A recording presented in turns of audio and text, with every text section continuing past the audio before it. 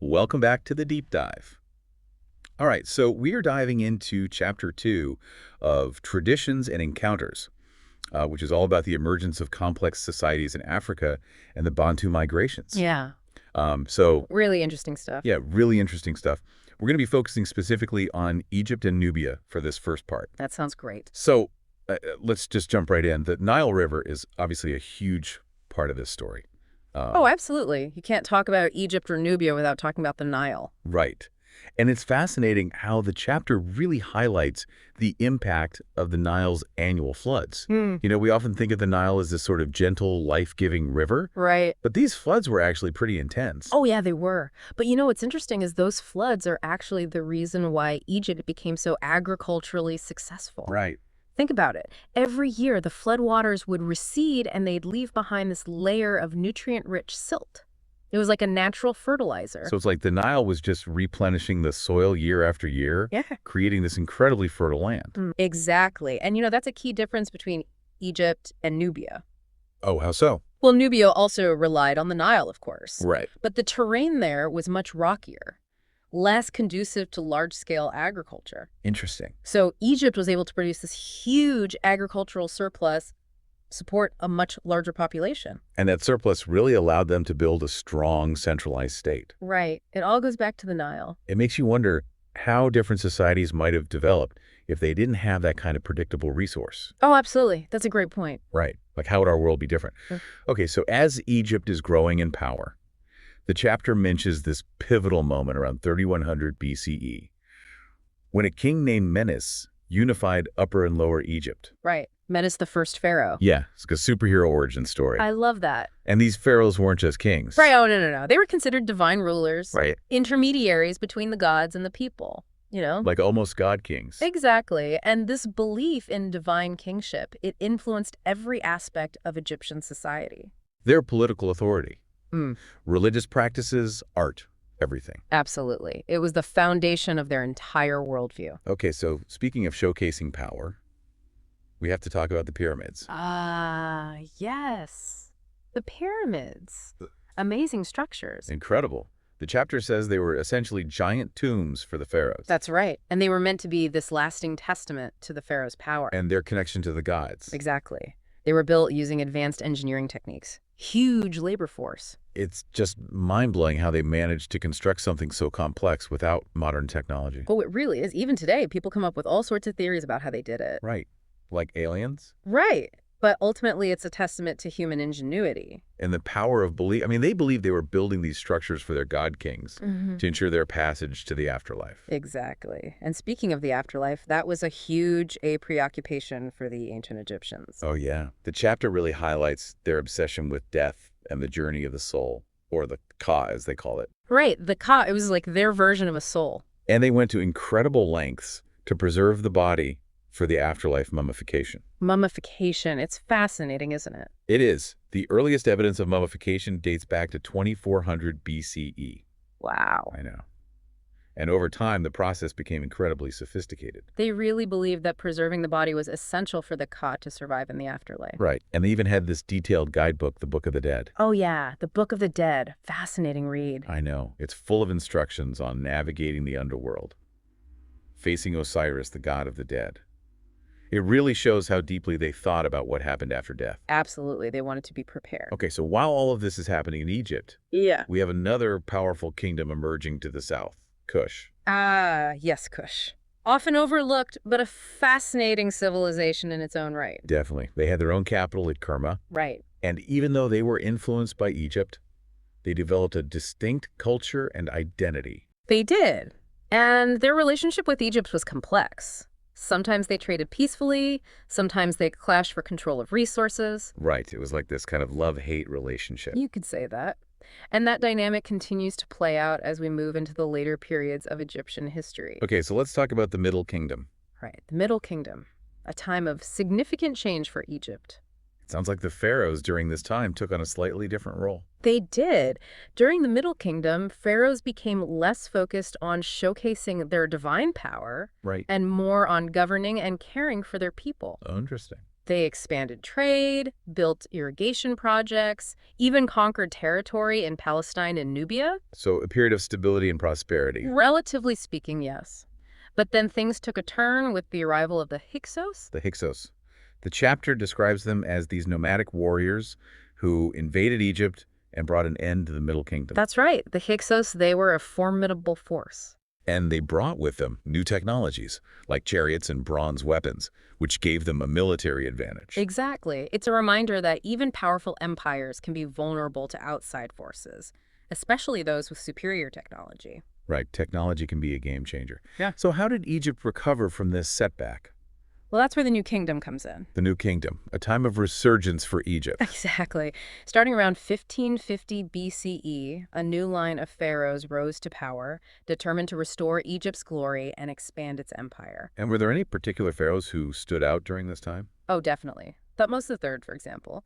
He ruled from 1479 to 1425 BCE. Okay. He was a brilliant military strategist, led campaigns throughout the Eastern Mediterranean and Southwest Asia, making Egypt a true empire. Wow. It's incredible how one leader can have such a profound impact on the course of history. It really is. And then there's Hatshepsut. Hatshepsut, the female pharaoh. Right. She ruled during the 18th dynasty. What can you tell us about her? Well, she came to power as regent for her stepson, but then she declared herself pharaoh, adopted the full regalia, even a false beard, Wow. and she ruled for over 2 decades. That's amazing. It is. Her reign was marked by peace and prosperity. It makes you wonder what challenges she must have faced as a woman ruling in a patriarchal society. Oh, absolutely. Okay, so speaking of challenges to tradition, we have to talk about Akhenaten. Ah, Akhenaten, the rebel pharaoh. Right. He reigned in the 14th century BCE, and he attempted something truly radical. He did. He tried to replace all the existing gods with a single god, 8 in the sun disk. Monotheism in ancient Egypt. I know. It was a huge departure from traditional Egyptian religion. And from the chapter, it sounds like this experiment didn't go over so well. It didn't. Akhenaten's religious reforms were met with a lot of resistance from the powerful priesthoods. They were probably not happy about being out of a job. Right. His reign was relatively short-lived, and after his death, Egypt returned to its polytheistic beliefs. What a fascinating story. It shows how even powerful rulers can face pushback when they try to implement radical changes. That's for sure. Okay, so we can't talk about ancient Egypt without mentioning the most famous pharaoh of all, King Tut. Ah, yes, King Tut. Everyone knows the name. But he actually had a pretty short reign. Right. He became pharaoh at the age of 9 and died under mysterious circumstances at just 19. But his fame comes from the incredible discovery of his tomb in 1922 by Howard Carter. Right. The tomb was practically untouched, filled with all sorts of treasures and artifacts. Exactly. It gave us this unparalleled insight into ancient Egyptian burial practices. And the opulence of the pharaohs. Oh, yeah. It was a truly remarkable discovery, and it really captured the world's imagination. Okay, so remember our friends, the Kushites. Oh, yes. They made a dramatic comeback Yeah. during the 8th century BCE. They do. A Kushite king named Kashta manages to conquer Thebes, establishing Kushat rule over Egypt. Wow. So they actually ruled Egypt for a time. They did for almost a century. It's a testament to their power and influence. So how did they manage to pull off such an incredible feat? Well, the chapter points to their adoption of iron weapons. Iron weapons. Yeah. Iron was a relatively new technology at the time, and it gave the Kushites a significant military advantage over their bronze-wielding rivals. So technology, once again, playing a crucial role in shifting the balance of power. Absolutely. But their rule in Egypt eventually came to an end. How so? Well, as the Kushites were pushing from the south, another powerful force was closing in from the north, the Assyrians. The Assyrians, known for their military might and ruthlessness. Exactly. And by the mid-6th century BCE, the Assyrians had gained the upper hand, bringing an end to the Kushite dynasty in Egypt. So Egypt was caught in this geopolitical tug-of-war. It was. And after the Assyrians took over, Egypt entered a period of instability and foreign rule. Until the emergence of a new dynasty, the Ptolemy. The Ptolemies, and they have a connection to a very famous figure, Well, who's that? Alexander the Great. Alexander the Great, the Macedonian conqueror. It's the one and only.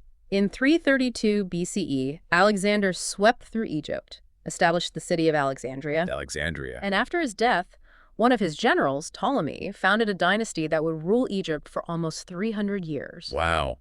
And that brings us to perhaps the most famous Egyptian ruler of all, Cleopatra. Ah, Cleopatra VII, the last pharaoh of the Ptolemaic dynasty. Her story is full of political intrigue, strategic alliances, and of course her relationships with Julius Caesar and Mark Antony. It's a story that has captivated people for centuries. So what were some of the key events that shaped her rise and fall? Well, she came to power in 51 BCE, ruling alongside her brother Ptolemy III. Further. Yes, incestuous marriages were quite common among the pharaohs. Oh, wow. It was all about maintaining the purity of the royal bloodline.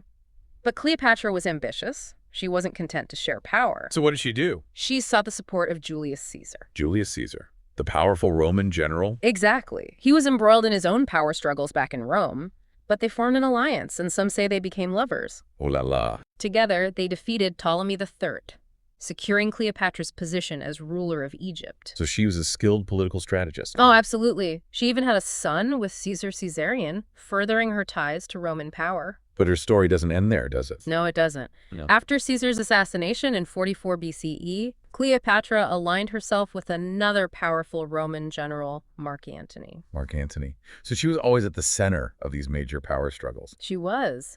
And together, Cleopatra and Mark Antony challenged Caesar's heir Octavian for control of the Roman world. Wow. What happened? Well, their alliance ultimately failed. They were defeated by Octavian's forces at the Battle of Actium in 31 BCE. Oh, no. And both Cleopatra and Mark Antony committed suicide rather than face capture. What a dramatic and tragic end to her reign. It is. But it's a story that continues to fascinate us to this day. Okay, so speaking of stories, Oh. you might be wondering how we know so much about ancient Egypt. Right. It's all thanks to their writing. Their writing, you mean hieroglyphs? Hieroglyphs, Yeah. those intricate picture-like symbols. Right. They were used for formal inscriptions on monuments and papyrus. Okay. But they also developed a simplified script called hieratic for everyday use. Interesting. And later, they even adapted the Greek alphabet to create scripts like Demotic and Coptic. So they had a whole evolution of writing systems. But how did we learn to decipher these ancient scripts? Weren't they a mystery for centuries? They were, until the discovery of the Rosetta Stone in 1799. Ah, the Rosetta Stone. I remember learning about that in school. It was like a giant decoder ring. Right. It contained the same inscription written in hieroglyphs, Demotic script, and ancient Greek. Exactly, so scholars could compare the scripts and finally decipher the hieroglyphs. That's amazing. It was a huge breakthrough. A French scholar named Jean-François Champollion finally cracked the code in 1822. Wow. And that opened up a whole new understanding of ancient Egyptian history and culture. Absolutely, it was a pivotal moment. All right, so the chapter shifts gears a bit now and focuses on another major development in African history, the Bantu migrations. Yes, the Bantu migrations, a truly remarkable phenomenon. So who were the Bantu people, and where did their story begin? Well, the chapter tells us that the Bantu-speaking peoples originated in the region of present-day eastern Nigeria and southern Cameroon. Okay. Around 2000 BCE, they were skilled agriculturalists, cultivating crops like yams and oil palms. So they had a well-established way of life. They did. They also raised goats, lived in settled communities along rivers. So what prompted them to start migrating? It seems to have been a gradual process, driven by a combination of factors: population growth, the need for new farmland, perhaps even a desire for exploration. And they gradually spread southward and eastward, adapting to diverse environments and interacting with other cultures along the way. Exactly. And by 1000 CE, Bantu-speaking people occupied most of Africa south of the equator. Wow. That's a huge portion of the continent. It's incredible. It is, and it wasn't a conquest in the traditional sense. It was more of a gradual migration and assimilation. Interesting. So they were interacting with existing populations, merging, coexisting, slowly changing the demographic landscape of the continent. Right. How are they so successful in adapting to such a wide range of environments? Well, the chapter highlights their agricultural skills and their knowledge of ironworking. Ah, ironworking.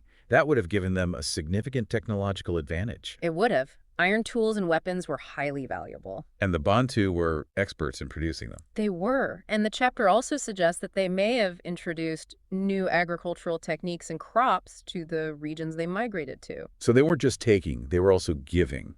Exactly. It sounds like the Bantu migrations were a catalyst for significant cultural and technological exchange across sub-Saharan Africa. They were. And we see evidence of this cultural blending in the languages spoken across the region today. Oh, how so? Well, many of these languages belong to the Bantu language family. showing the widespread influence of the Bantu people, Right. But these languages also incorporate elements from other language groups. reflecting the process of cultural fusion that took place during the migrations. Exactly. It was a dynamic process of exchange and innovation. Okay, so the chapter also discusses the development of social structures and religious beliefs among the Bantu people. Right. They typically lived in small, self-governing communities, often led by chiefs or elders. And these communities were based on kinship ties and shared values. Exactly, with a strong emphasis on communal living and collective decision-making. And the chapter highlights the importance of ancestor veneration in Bantu religious beliefs. Ancestor veneration, it's a fascinating concept. It is. What role did it play in Bantu society? Well, it's a belief system that connects the living with their ancestors, who are seen as wise guides and protectors. So they believed that their ancestors could still influence events in the world of the living. They did, and they sought their guidance through rituals and offerings. It sounds like a way of honoring those who came before and seeking their wisdom to navigate the challenges of life. Exactly. And the chapter also mentions the belief in territorial spirits. Territorial spirits. Yes, they were thought to inhabit specific locations, like mountains, rivers, or forests. And influence the natural world Right. People sought to appease these spirits through rituals and offerings. to ensure their well-being and the fertility of the land. That's right. It's fascinating how these belief systems reflect a deep connection to the natural world. And a sense of interdependence between humans and the spiritual realm. Absolutely.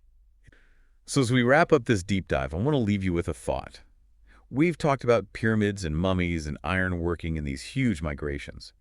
But what about the other aspects of their culture, their art, their music, their storytelling, their spiritual beliefs? How did those elements spread and evolve over time? And how are they still shaping the world we live in today? So keep digging, keep questioning, keep diving deeper into the past, because there are so many incredible stories waiting to be uncovered. And that's what the deep dive is all about. So until next time, keep exploring and happy deep diving.